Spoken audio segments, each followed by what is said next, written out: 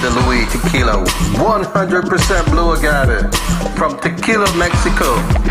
Good All the vibes. good vibes we've had, we'll have again. All the good vibes we've had, we'll have again.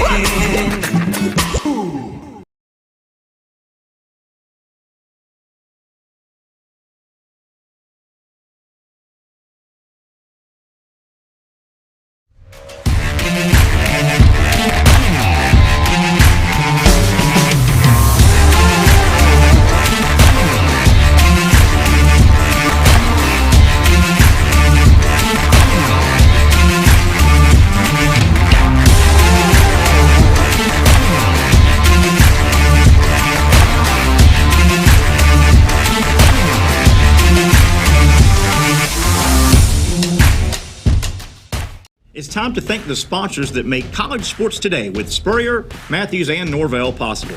Vida de Louis Tequila, the official tequila of college sports today. Make sure you ask for Vida de Louis Tequila by name in your favorite bars and restaurants throughout the state of Florida.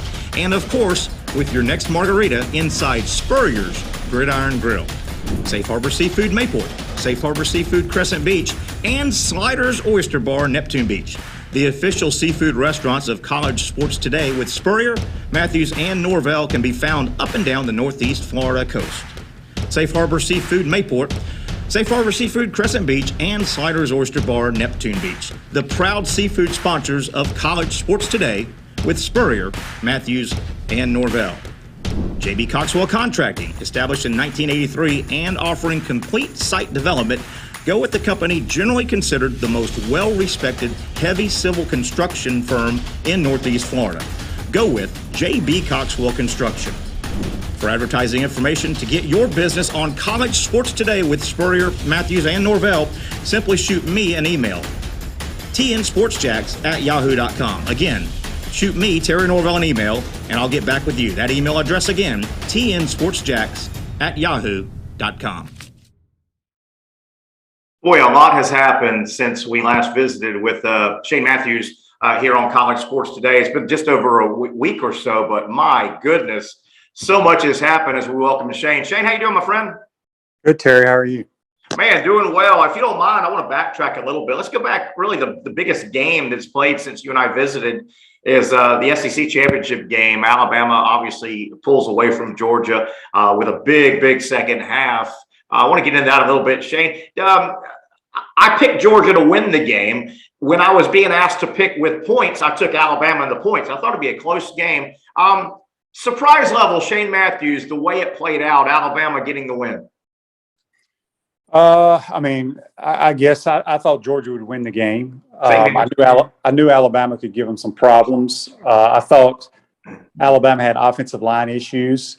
I didn't think they could protect, but they didn't give up one sack. I don't even know if Bryce Young got hit very often. So am I surprised? Not really, but I think Georgia's defense basically got exposed because of the throwing ability of Bryce Young. I tell you too, boy, that Jameson Williams being on the field versus not being on the field in the second half against Auburn, and I know Mechie's gone now, unfortunately. But boy, when those two are on the field together, he's to stretch the field. Not that Mechie can't, but boy, those are two big time receivers. I'm with you. Alabama's overall performance surprised me a little bit from what we've seen. You know, there's been these chinks in the armor with Alabama. You hit the offensive line, and there's been, at times their defense has had some chinks before they put it all together. And boy, Nick Saban and that staff coaching with a chip on their shoulder, I don't think that's ever any good for somebody in college football. Shane, the thing that really surprised me post-game Georgia, Alabama is, and you probably saw it and heard it and read it, and you still see it and hear it and read it. After the game, Saturday night, Sunday, and basically all of this week, I have been stunned at social media how many people have written Georgia off. They act like Georgia's season's over. Am I missing something? I think Georgia's got a chance to win the damn thing. I've been stunned how many people have pretty much said, oh, there's Georgia, another year, they're not going to win it. They may not win it, but aren't they in it, Shane? Well, yeah. I mean, they're one game, they're 2 games away from winning the national title. So I think it's a carbon copy. Michigan's very similar to Georgia. I just think Georgia's got better athletes. But yeah, Georgia can easily win the national title. They need to play a little bit better, and hopefully Alabama, if they meet Alabama, hopefully Alabama doesn't play the way they played the other day. Yeah. So there's still a lot of football left to be played. Well, I was just stunned how, and it wasn't just anti-Georgia Gator Nation. It was just people. There's Georgia. They're done. Oh, another year. They choked another year away. And I'm like, am I missing something? They're going to get in. Of course they did the next day into the Final Four. And like you said, I mean, maybe that's going to be a heavyweight fight, and they may get Alabama again. But man, I've been stunned at the perception that Georgia's out of this thing. We shall see. Shane, Cincinnati got in, and my goodness, did a lot of stuff have to happen for Cincinnati to get in, including, I know you watched the game just like I did. Weren't you convinced as the Oklahoma State play was playing out, the final offensive play for the Cowboys, that back, weren't you convinced that he was about to square up his shoulders and force contact and fall into the end zone? I was stunned that backup running back he's not a speed back, and he tried to beat to the pylon. Were you stunned he didn't square up and just tumble into the end zone? I didn't really think about that. I was just stunned that he didn't score, because usually when a running back gets out on the edge like that, they just have the angle, and their momentum carries in there, but it didn't happen. Yeah, and he was the backup running back. The starter for Oklahoma State didn't play at all. He's a 1,200-yard guy. This backup guy, I've never really seen him much, number 27, but I watched the entire game, and he never showed me that he was a speed back. So when he takes that ball and bounces outside, I'm thinking he's just going to square up. It was a defensive back. It wasn't like there were 5 guys out there on defense. It was a one-on-one situation. I thought he'd square up and get in the end zone, but he didn't. Shane, Cincinnati also, they really were fortunate that their schedule included Notre Dame. All these group of fives, they don't have a big fish like Notre Dame. Cincinnati had to get the game on the schedule and then go win it. But Shane, I don't know who else you would have put in. You couldn't put Notre Dame in because Cincinnati beat them. Everything fell for the Bearcats, didn't it? Yeah, I mean, they're fortunate, honestly. I do believe if Oklahoma State wins, they get in over Cincinnati. I mean, you got to be happy for Cincinnati, first group of 5 to get in, but I don't know how that game's even going to be competitive, quite honestly. Yeah, a lot of people feel that way. Cincinnati, I heard somebody, it might have been you, Shane, saying the first thing is, or I think it was Brent Beard on your show, Cincinnati's got all the looks that they may be wide-eyed, like, wow, where are we? How are we here? But man, a lot of things had to fall in their place. And keep in mind, there was nobody, Cincinnati almost had to get in. Notre Dame, they beat head-to-head, so you couldn't put Notre Dame. Notre Dame's schedule this year, Shane, was absolutely putrid.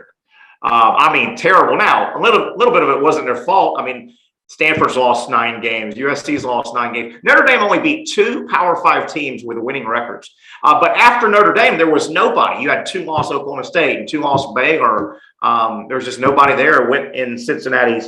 It definitely went in Cincinnati's favor. Shane, what's your level of frustration with college football? Can't figure out this expanded playoff. The Alliance 3 are doing their thing and causing speed bumps.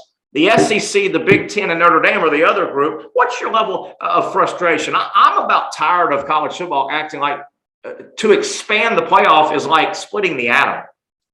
Yeah, it doesn't make a whole lot of sense, especially after it takes one day after Cody Pickett fakes a slide to get that rule changed. So, yeah, it's pretty bizarre. I don't know if or when they're going to expand, but I don't know why it takes so damn long to make a decision. It's unbelievable. As long as I've followed this game, you followed it and played it. It just drives me crazy the way the power brokers, the big group of people that run college football, they make you think that administering the game of college football is the most difficult thing in the world. It's college football, for God's sake. Shane, I'm a little facetious here, but I'm ready. The breakdown is that alliance group of 3 conferences, Pac-12, Big 12, ACC, they've banded together, right? They're the alliance. and they're causing a lot of speed bumps. The other group is the SEC and the Big Ten, which normally they don't play too nice, but the SEC, the Big Ten, and Notre Dame are the other side. I'll tell you, Shane, I'm being a little facetious here, but if I'm that group, SEC, Big Ten, and Notre Dame, I'm about ready to call the alliance's bluff. And what I would do if I'm that group, I'd say, okay, boys, alliance guys, okay, if you don't want to play, and if you don't want to dance with us, okay, that's fine. But know that we're going to do our own thing. And Shane, you know what I would throw? I would shoot across the bow. I'd say, okay, here's what we're going to do, alliance, and you can go stay over there and do your own thing. But we're going to expand again. Okay, stay with me. I'd say the SEC says, hey, we're at 16 now. The Big Ten's at 6. Hey, that's fine. We're going to do our own thing because in 2024, we're going to have a playoff, and it's going to be 12 teams. I would call their bluff and say, we're going to expand each to 24, okay? We're going to expand to 24. We're going to have 48 teams, and we're going to do our own thing. And we're going to get all that TV money, Shane. And I would start saying, hey, alliance, let me tell you where the extra 8 teams are coming from. They're coming from the ACC, okay? We're going to go get FSU and Miami and North Carolina and Clemson. You see where I'm going. Shane, I would call their bluff and say, hey, if you don't want to come around, we'll go do our own damn thing. But don't come back knocking on our door in 5 years. Yeah, and I'll be quite honest, I have not followed anything going on with that. I think the whole thing is silly, quite honestly. But yeah, I don't know what they're going to do. But as you mentioned earlier, just from the playoff standpoint, it's college football. Yeah. Making decisions shouldn't be this difficult. It shouldn't. And in a nutshell, the Alliance group, those 3 conferences that have called themselves the Alliance, they're worried. If it goes to 12, they're worried that the big bad SEC and the big bad Big Ten, they're going to put 9 of the 12, 10 of the 12. They want to go like 8, and they want to guarantee all 5 conference champions get in so they don't get so, slaughtered where you look up and maybe you got 1 Pac-12 team in and the SEC's got 5. So that's kind of their holdup.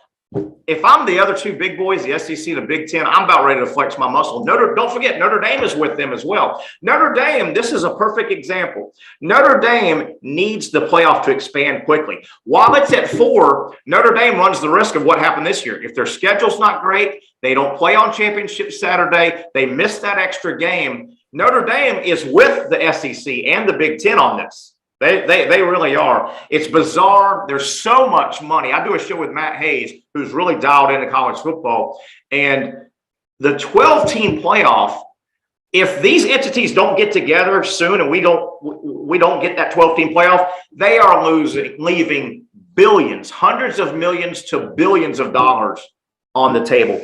It is real bizarre. Shane, real big topic right now, and somehow it's got to change, but I don't know what the change is the early signing period coinciding with coaches and programs, coaches leaving programs, getting fired or leaving, and the short window. People keep saying that it needs to move. Shane, I don't know where you move it, number one. Number two, I don't want to eliminate it because remember, the reason we have an early signing period in December is to help the student athlete. That's first and foremost. That was put in 2017 because the theory is these student athletes, the big time guys, have been getting recruited for 2 and 3 years. If they know where they want to go, let them sign, get recruiting put behind them, enjoy the holidays, enjoy going into the end of their senior year in high school. It's a sticky wicket though, Shane. I don't know what to do, but I do know we do need an early signing period, I think. Yeah, I got mixed emotions on it. I think it's really tough, especially if your coach leaves or a new coach comes in. Sure. What to do. Florida's in a bad situation right now for this early signing period. I don't know the answer. They got to figure something out. Yeah, it's really, really tough because, again, I don't want them at all to eliminate early signing because it was put in place to help the student athlete. And here's another thing, Shane. It popped up in 2017. So we're 5 years into this thing now. Around 80% will sign early. It started year number 1, about 70% signed, and it's slowly increased the percentage. It looks like about 80% will sign, which tells you the players want it. Okay, so I hope they don't just say we're getting rid of it. But if you move it back, you've got Christmas and the holidays, and you're getting closer to the normal signing day. So if you move it back, what's that really doing? If you move it up, it's tough. It really is. But the players, by way of them signing early, they want it, and they like it. Shane, a couple more thoughts. We'll let you go here visiting with Shane Matthews. Remember, Coach Spurrier is traveling. He's in New York. He was out all week here on our show because he was in Vegas, I believe, for the Hall of Fame earlier in the week, and the Heisman festivities earlier Thursday, Friday, and Saturday. So he's in New York with that. Shane Matthews joined us via phone. Shane, you mentioned Florida, Billy Napier getting his feet on the ground a little bit, getting his staff together. The earthquake in the assistant coaching world, drawing and bringing Corey Raymond over from LSU is a big, big deal, wouldn't you say? Absolutely. He's a tremendous recruiter. He's a great player at LSU, played in the league a long time, apparently has great relationships. And, that was a huge get for Billy. Miami finally gets their guy, Mario Cristobal. Really, it got down to who else? My goodness. Who else would Miami have gotten when they finally, I guess, publicly let Manny Diaz go? That was a mess, by the way he floated in the breeze. Cristobal, not a great overall record, recruited pretty well at Oregon. Coming back home, your thoughts on that marriage, Miami and Mario Cristobal? I mean, I guess it's good. I don't know Mario Cristobal at all. Don't know anything about him other than he doesn't blow me away as a great coach. And maybe he's a great recruiter. I don't know. I think when you go to Alabama, somehow you get labeled as a great recruiter. He was at the premier program outside of USC in Oregon. Yeah. And, they weren't a very good football team. So I don't know. I mean, maybe it's a great hire for Miami, but I guess time will tell. And, you hear that big booster finally, they've got a deep-pocketed booster that now is throwing money in. And suppose, have you heard he wants to build a on-campus Miami football stadium there in and around Coral Gables and, Coconut Grove? It's real tight there. There's not a lot of space. Have you heard that he wants to build a stadium there, and it might have something to do with Coral Gables High getting relocated? Have you heard any of that kind of stuff? That's kind of in the grapevine. I didn't hear about the high school getting relocated, but I've heard that they have wanted an on-campus facility, which I think they need. It's ridiculous where they play right now. And they need like a 50,000, maybe not even that big. I don't know how many fans are going to show up for Miami games. Yeah, they need that UCF stadium. But gosh, I haven't been down to University of Miami, Coral Gables in that area in a while. The last time I was there, Shane, it might be a decade ago. And that Coral Gables where the campus is at, and Coconut Grove's right there. It's all kind of right there. There's no open land there. Yeah, there's really, it's a tight, condensed area, but there's some idea being floated that this guy, Ruiz, I think his name is, he's got more money than anybody in the world. I don't know what his money's in, but he supposedly is in talks, and this will be hard because you got county and state stuff, but they're talking about, at least it's on the table, relocating Coral Gables High, so you've got all that space, putting a stadium there, and then maybe, I don't know, the outskirts somewhere, putting the high school. It sounds like a lot of bureaucracy that would have to, I don't know, but you're right. What an awkward situation. It's not like the Hurricanes get on a bus and they go, 10 to 15 minutes down the road to play in their stadium that they have to play. Shane, that's 45 minutes. Mm-hmm. It's just an awkward situation. Oregon, I guess, Shane, is sitting there without a coach. Brian Kelly's name kicked around, Lane Kiffin earlier. Oregon can be a pretty good job, though, right? Kelly showed that one time, a decade ago. I guess. They've played for the national title that one time, and they've had some decent years. But the premier program is where Lincoln Riley is. Absolutely. And I think, I don't know how much Oregon's going to be in the mix from now on. Yeah, it's interesting. Part of me kind of like, I mean, I've got nothing against Oregon, but they've got incredible money. I've been out to Eugene. I haven't been to games, but I've been on the campus and been in the parking lot of the stadium. All their stuff looks cool. Their football stadium and their basketball, all their athletic is all in one area, and it's all new. The material looks, it's shiny aluminum, fancy glass stuff, modern, nothing's old. But part of me is happy in a way that Oregon is not dominating, because I don't want college football just to be about the dollar bill, and Phil Knight and Nike. And it's interesting. He's pumped a lot of money out there. And as you said they don't have titles to show for it.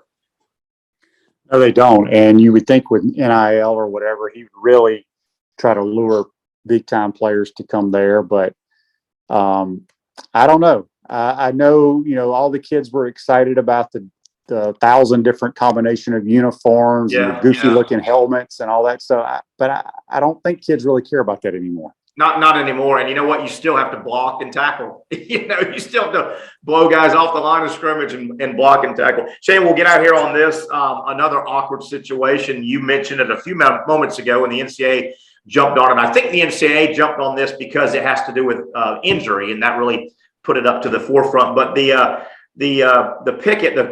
Pitt quarterback who did the fake slide, that's been outlawed. I don't know. Yeah, I've got mixed emotions there a little bit, but I guess they had to do something, right, from an injury standpoint or potential injury standpoint.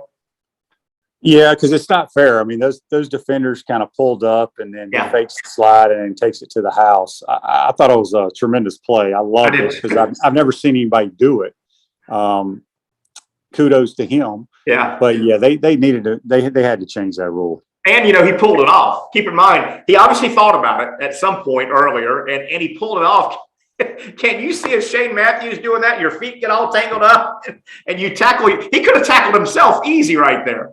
Yes, indeed. He did very, very well. Interesting. Shane, we'll let you go. Thanks, buddy, for jumping on. Good insight on a lot that's happening. Silly season. We talk silly season in the NFL. Silly season in college football is a mess as well. And we're not done yet. We'll talk to you in about a week, and we'll go from there. Thanks, buddy. All right, Terry. Take care.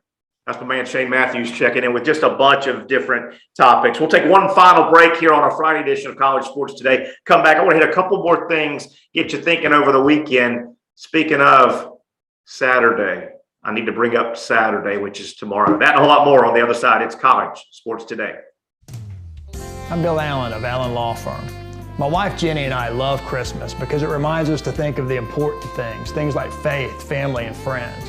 We are so blessed and fortunate to be able to work together doing work we love that helps people in need, something we know we couldn't do without your support. So from our home to yours, we wish you a very Merry Christmas, Happy Holidays, and a wonderful New Year.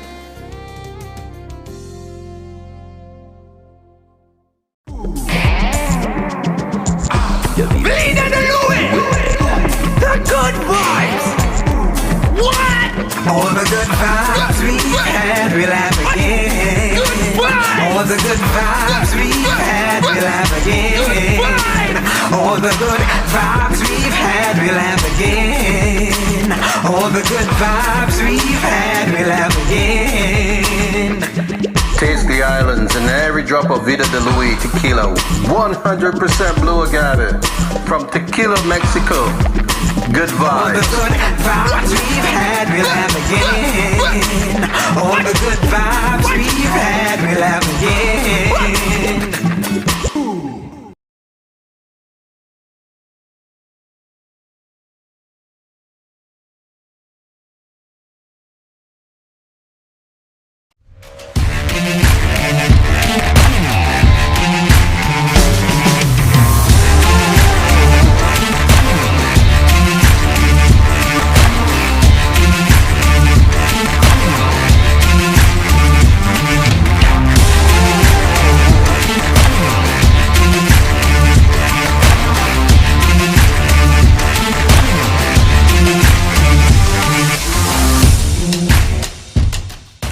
It's time to thank the sponsors that make College Sports Today with Spurrier, Matthews, and Norvell possible.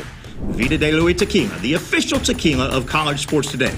Make sure you ask for Vida de Luis Tequila by name in your favorite bars and restaurants throughout the state of Florida. And of course, with your next margarita inside Spurrier's Gridiron Grill. Safe Harbor Seafood Mayport, Safe Harbor Seafood Crescent Beach, and Sliders Oyster Bar Neptune Beach. The official seafood restaurants of college sports today with Spurrier, Matthews, and Norvell can be found up and down the Northeast Florida coast. Safe Harbor Seafood Mayport, Safe Harbor Seafood Crescent Beach, and Sliders Oyster Bar Neptune Beach. The proud seafood sponsors of college sports today with Spurrier, Matthews, and Norvell. J.B. Coxwell Contracting, established in 1983 and offering complete site development. Go with the company generally considered the most well-respected heavy civil construction firm in Northeast Florida. Go with J.B. Coxwell Construction. For advertising information to get your business on college sports today with Spurrier, Matthews, and Norvell, simply shoot me an email, tnsportsjacks@yahoo.com. Again, shoot me, Terry Norvell, an email, and I'll get back with you. That email address again, tnsportsjacks@yahoo.com. Quick programming note, Coach Spurrier will be back next week. If you're just tuning in, let me catch you up. He's been out all week. He was not here on Monday or Friday for this show because Coach was traveling and has been traveling all week. Monday and Tuesday, Coach was in Vegas for the College Football Hall of Fame class induction. Of course, Coach Spurrier is part of that organization. They had their dinner and banquet, I think, and class induction on Tuesday night. And then Coach Spurrier, obviously, as a former Heisman Trophy winner, he is part of the Heisman Trophy presentation, and that is in New York. Coach is there for this year's Heisman Trophy presentation and ceremony. I believe Thursday they do a big press junket yesterday, kind of stirring it up a little bit. Tonight there's the dinner and a ceremony, and then tomorrow the actual presentation. So Coach Spurrier has been out all week, very, very busy. The head ball coach will be with us starting next week again, of course. Thanks to all of our wonderful sponsors you just saw. Thanks to Shane Matthews for checking in on a bunch of different topics. I love getting Shane's perspective on college football. A couple more things to get to before we get out of here. Number one, Saturday, tomorrow. What the hell am I supposed to do tomorrow? Thanks, college football. Good Lord. There is the lower division playoff going on, and Army-Navy is at 3 o'clock, but oh my goodness. Tomorrow is just one of those, that first Saturday after we've blazed through college football. What in the hell am I supposed to do tomorrow? I'm normally wire to wire college football for 14 straight weeks. We'll make it through. Evan, if you can, we forgot when we had Shane on, I wanted to put the standings up through the championship week with our Safe Harbor Seafood picks of the week. We've banged out 14 weeks now, and it is close. These are the standings after this past weekend. Last week, Shane went 3-4, but he still leads. He's got 90 correct on the season. I had a 4-3 week, and I have closed within one game. Shane and I have been razor thin pretty much all season. The head ball coach actually won the week. He had a 5-2 championship week, and coach is hovering around with 86. He's a couple 3 behind me and 4 behind Shane. It's going to be interesting, though, the bowl games. As we took a final look at the standings there, the bowl games are going to be so hard to pick. I think every year moving forward, the bowl games will have less and less importance unless you're part of the playoff bowl games. And with people opting out, the bowl games are almost going to be a flip of the coin. But we'll have some fun. We'll put some bowl games over the next several weeks and pick those as well. But yes, our Safe Harbor Seafood Picks contest through 14 weeks. Shane leading with 90 correct, and we just pick winners and losers. We don't use the point spreads. So I try and find games that are a little bit, a toss-up, but Shane's got 90 correct. I'm right behind at 89 on the season, and Coach Spurrier with 86. Thanks to our wonderful sponsor for the second year in a row, Safe Harbor Seafood, 2 great locations. Mayport, the original, with the marketplace as well, where you can take the seafood home with you or dine in. And, of course, the second Safe Harbor Seafood location in Crescent Beach. So there are the standings. I've told you I don't know what we're going to do with Saturday. Final thing I want to get to here before we get out. I've heard a lot of talk, and you hear it this time of year. Well, who's going to coach in the bowl game? And at different programs where coaches have moved around and new coaches are waiting to come in. Well, a couple things. I've been to a lot of bowl game practices. I've been to a lot of bowl games. First of all, you're not putting anything new in. There's very little coaching that goes on during the 15 days of practice. That 15 days of practice, that the fans love to say, well, man, a bowl game is important. You get 15 days of practice. Very, very overrated. Number one, all you've got to have is a shell of your coaching staff. If you've got a head coach and a couple assistants that have already moved on, like several programs have, you know what? 5 or 6 guys can coach a game with a couple of grad assistants helping out here and there. You're not changing a whole lot. You're running your stuff. I mean, you're running your stuff, number one. Number two, the argument that a bowl game is important because you get 15 practices may be the most overrated argument in college football. If you've ever been to a bowl practice, and I've been to national championship bowl practices that do mean a lot, and I've been to standard bowl games. I've been to Florida's bowl practices, going to the Gator Bowl and Virginia Tech and different programs that have come through Jacksonville. The players barely break a sweat at bowl practice. There is no ones-on-ones and going hard and really improving your individual skills. Very, very much like a little vacation. You've got boosters that show up. You've got the city officials that are on the practice field saying hi to the coaches and photo ops. Bowl practices, the players barely break a sweat. You're not putting anything new in from a scheme standpoint. It's very, very just plug and play. Very, very simple. Who's coaching who and where, and are they going to have enough coaches? A moot point. These teams have run through 14 weeks. 12 games, they will get one final game in. So there you have it. That'll just about wrap it up. I want to thank everybody that makes the show happen. Of course, Coach Spurrier traveling. He's back next week. Shane Matthews and Evan Miller. But mainly, we want to thank you for watching and listening on the podcast to another edition of College Sports Day. We'll be back Monday, 11 o'clock. Join us then.